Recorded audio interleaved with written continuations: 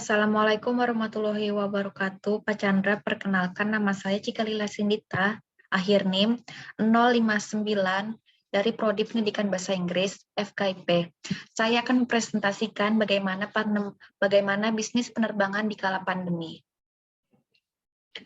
Semenjak dunia dikagetkan dengan munculnya COVID-19 yang berasal dari Wuhan, China, yang menghambat semua aspek kehidupan, kasus positif COVID-19 pertama di Indonesia muncul pada 2 Maret 2020. Korban positif COVID-19 semakin membludak setiap harinya.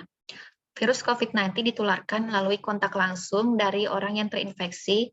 Dikarenakan itu, pemerintah menetapkan peraturan untuk mengantisipasi membludaknya penyebaran COVID-19 dengan cara membatasi aktivitas di luar rumah dan jaga jarak.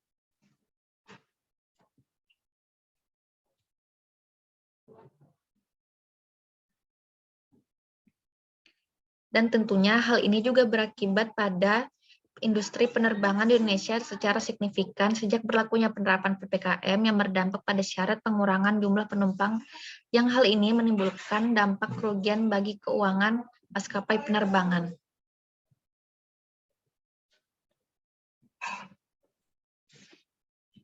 Data yang diambil dari 5 bandara menurut BPS, Bandara Polonia, Bandara Soekarno-Hatta, Bandara Juanda, Bandara Nugrah Rai, dan Bandara Hasanuddin, berdasarkan data perbandingan rata-rata jumlah penumpang penerbangan internasional tahun 2019 bisa mengangkut 4.227.218 orang di tahun 2020, mengangkut 859 orang, dan pada 2021 mengangkut 132.310.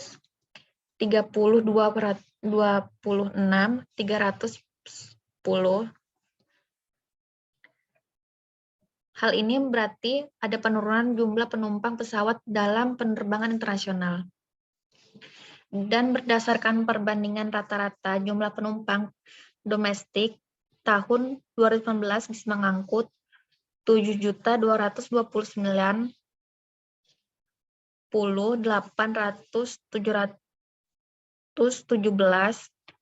dan tahun 2020 bisa mengangkut 2.912.40 orang, dan 2021 bisa mengangkut 2.640.798 orang. Berarti hal ini menunjukkan penurunan jumlah penumpang pesawat dalam penerbangan domestik. Ujian semakin berat, banyak penerbangan yang merugi karena tidak mampu membayar biaya operasional, padahal sudah mengupayakan perampingan sumber daya manusia. Terjadi pengurangan tenaga kerja, terutama yang status kepegawaiannya masih kontrak dengan tidak memperpanjang masa kontraknya, didokumentasikan dalam video ini.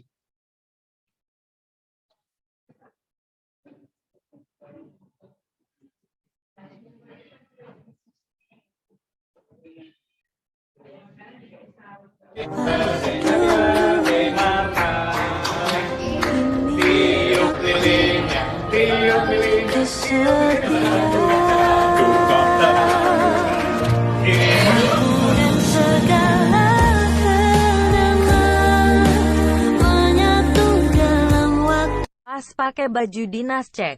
Know you like it more, I love it.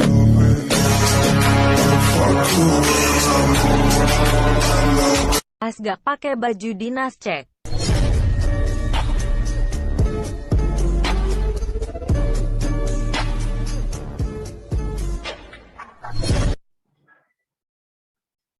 Ya.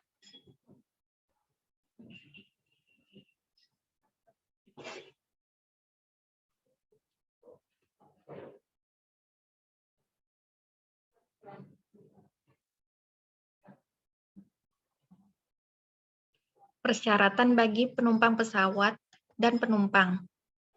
Persyaratan pesawat layak terbang. 1.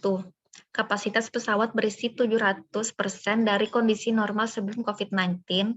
2. Pramugari dan pramugara menginformasikan kepada penumpang untuk tetap mematuhi prokes. 3. Pesawat wajib menyediakan 3 baris kursi untuk area karantina bagi penumpang bergejala. Dan bagi persyaratan bagi penumpang, 1. Harus sudah divaksin dan memiliki buktinya. 2. Bila penumpang telah melakukan vaksin dosis 1, maka penumpang wajib melakukan tes PCR yang berlaku selama 3 kali 24 jam. Bila penumpang telah melakukan vaksin 2 kali, maka penumpang hanya diwajibkan untuk melakukan tes antigen yang berlaku selama 1 kali 24 jam. Yang keempat, wajib menerapkan prokes tentunya. Yang kelima, input data EHC.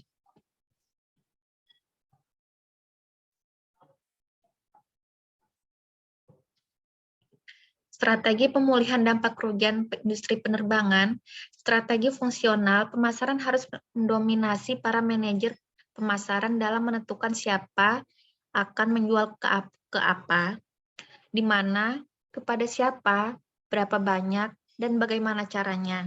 Strategi ini biasanya meliputi 4 komponen yang disebut dengan bauran pemasaran, yaitu produk, harga, tempat distribusi, dan promosi. Maskapai penerbangan perlu menegosiasikan kembali kesepakatan mereka dengan perusahaan leasing dan pembiayaan untuk mendapatkan penangguhan.